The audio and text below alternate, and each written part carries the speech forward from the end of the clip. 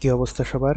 আশা করি তোমরা সবাই ভালো আছো। তাহলে চলো দেরি না করে আমরা শুরু করে দিই আমাদের আজকের ম্যাথ। তো আজকের ম্যাথটা কি বলছে এখানে যে একটি ঘূর্ণনরত কণার ব্যাসার্ধ vector r is equal to কি দেওয়া আছে 2i plus 2j minus k, ঠিক আছে? আচ্ছা, প্রযুক্ত ফোর্স সেটাও দেওয়া আছে কি 6i plus 3j minus 3k হলে টর্কের মান কত, ঠিক আছে? আচ্ছা, আমরা টর্কের ফর্মুলাটা কি জানি যে tau is equal two r cross f। এটা আমরা জানি না? আচ্ছা, তাহলে আলটিমেটলি এখানে আমরা কি করতে পারি? আমরা নির্ণায়ক পদ্ধতিতে এই জিনিসটা সমাধান করতে পারি যে আই জে কে এটা দিলাম। এখন আর এর জন্য কি কত কত মান দেওয়া আছে? আর এর জন্য দেওয়া আছে কি 2 2 -1 এটা লিখবো, এবং এফ এর জন্য এখানে কি লিখবো 6 3 -3, ঠিক আছে? 6 3 -3। এখন যদি আমরা এটা ক্যালকুলেশন করি তাহলে কি হবে? আই ইন্টু এখানে কি হবে -6 + 3 -j ইজ ইকুয়াল টু হবে -6 + 6 + k is equal two k into 6 - 12, ঠিক আছে? এই জিনিসটা আমাদের এখানে আসলো। এখন আসার পর আলটিমেটলি এখান থেকে যদি আমরা হিসাব করি তাহলে আমরা মানে কি লিখবো এখানে? -3i - j into 0 minus k into 6 বা -6k, এটা হলো আমরা লিখতে পারি। আমরা ওইটা ওইভাবে লিখি -6k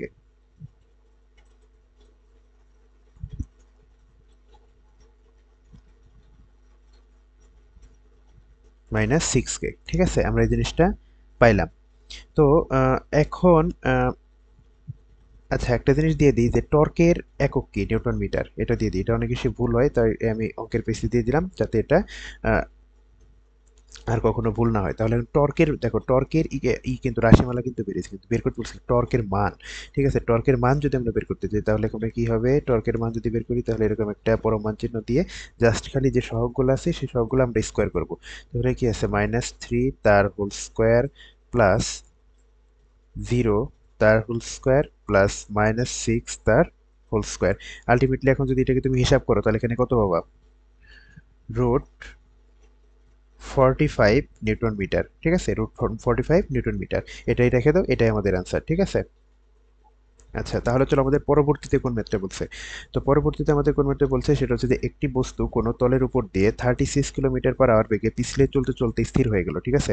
বস্তু এবং তলের ঘর্ষণ গুণাঙ্ক 0.2 হলে বস্তু কর্তৃক অতিক্রান্ত দূরত্ব বের করো। বস্তু কর্তৃক অতিক্রান্ত দূরত্ব বের করো, এই জিনিসটা আমাদের বের করতে বলছে।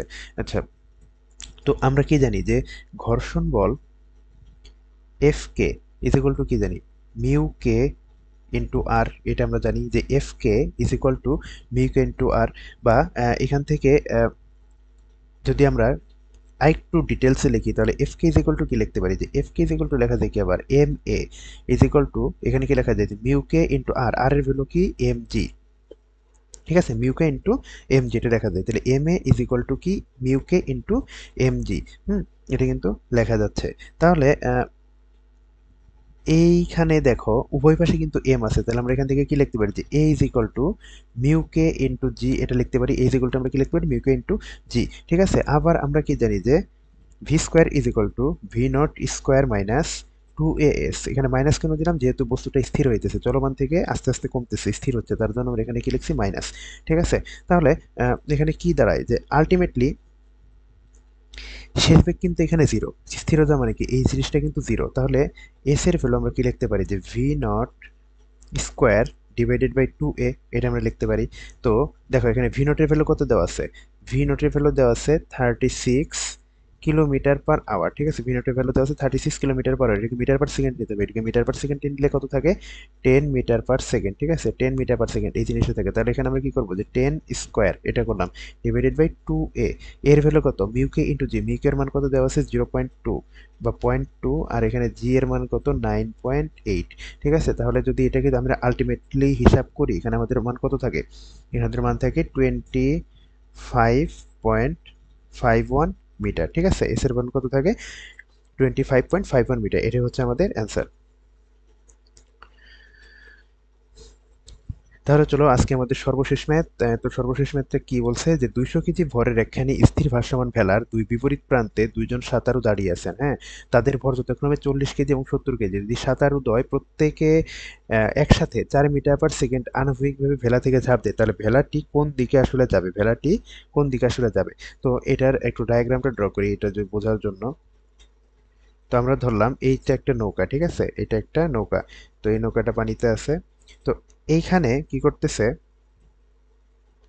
এইখানে একজন সাঁতারু, আর কি আছে এইখানে একজন সাঁতারু, ঠিক আছে, এখানে একজন সাঁতারু। তো এটা কি এর এ হচ্ছে 40 কেজি, এ হচ্ছে 40 কেজি, আর এ হচ্ছে আমাদের 70 কেজি, ঠিক আছে, এ হচ্ছে 70 কেজি। এখন এও এই দিকে ঝাঁপ দিচ্ছে 4 মিটার পার সেকেন্ড বেগে, আবার এও এদিকে ঝাঁপ দিচ্ছে 4 মিটার পার সেকেন্ড বেগে।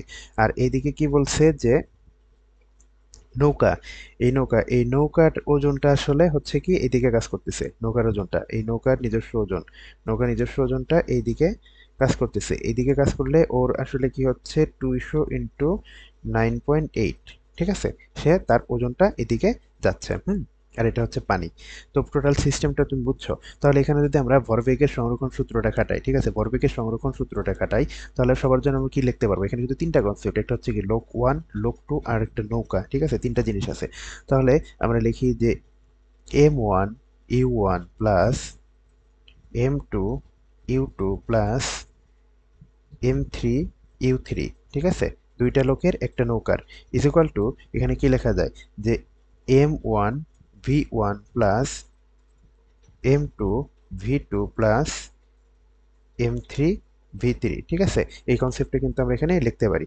এখন দেখো সবাই কিন্তু কি প্রথমে স্থির অবস্থায় ছিল, প্রথমে কিন্তু সবাই কিন্তু স্থির অবস্থায় ছিল। তাহলে আলটিমেটলি আমরা এই টোটাল পোর্শনটুকু 0 + 0 + 0 এটা দিতে পারি। দেওয়ার পর এখানে দেখো M1 আমরা ধরলাম 40 কেজি, 40 কেজির জন্যই প্রথম জন, ঠিক আছে, এটা হচ্ছে কি প্রথম বস্তু, প্রথম, এটা হলো দ্বিতীয়, আর এই জিনিসটা হচ্ছে আমাদের তৃতীয়, ঠিক আছে, এটা।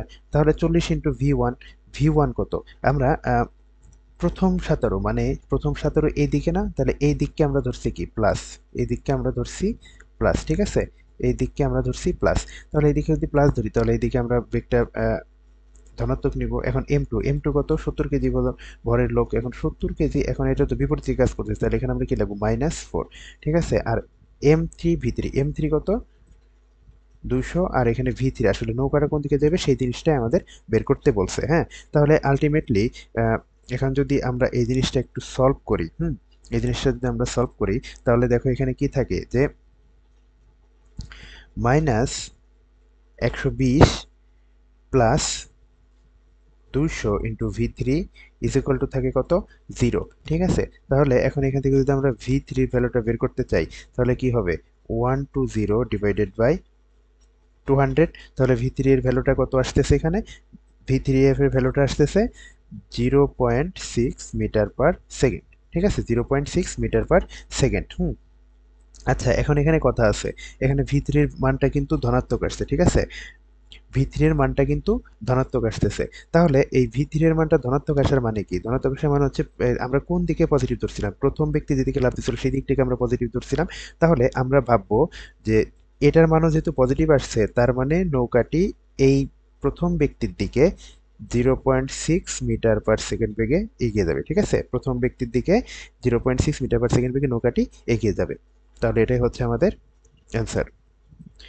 তাহলে ভাইয়া আজকে এই পর্যন্তই। ধন্যবাদ সবাইকে।